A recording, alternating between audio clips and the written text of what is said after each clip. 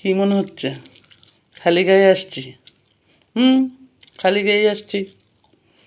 পান খেয়ে লাল হয়ে একেবারে জিভ ঠোঁট একাকার করে খালি গায়ে আসছি। তো সমস্যা কোনো?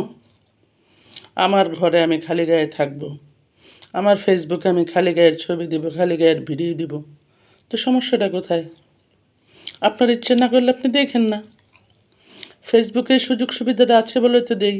ফেসবুক যদি নিষেধ করে দেয় তাহলে কি আমরা দিতে পারবো? খালি গায়ে ছবি দেখে যদি বলেন যে এর বিরুদ্ধে ব্যবস্থা নেওয়া উচিত, তাহলে পর্ন সাইটের বিরুদ্ধে ব্যবস্থা নেন। ধর্ষণ হয়, বলাৎকার হয়, বাচ্চা বাচ্চা শিশুগুলা, এদের বিরুদ্ধে ব্যবস্থা নেন। ধর্ষকের বিরুদ্ধে সেটা তো পারেন না।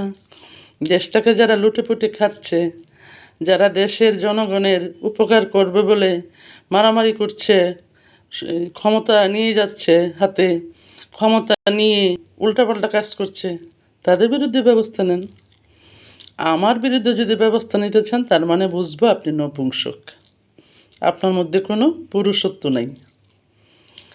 একটা আমার এই যে একটা মহিলার ছবি দেখা, ভিডিও দেখা, এটা হচ্ছে একটা শিহরণের ব্যাপার, বুঝতে পারছেন?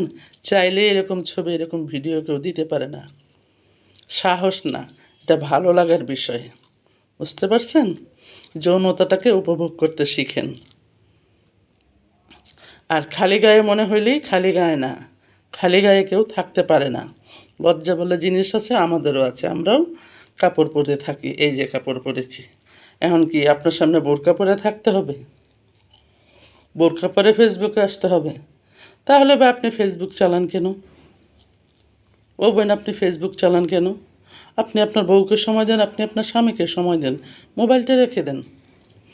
রাত বিরাতে মোবাইল টিপবেন, সারাদিন ভরা মোবাইল টিপবেন, আবার আইসা লেকচার মারবেন, তাহলে তো হয় না। যে যার মতো আছেন সেভাবেই থাকেন, সেটাই বরং ভালো।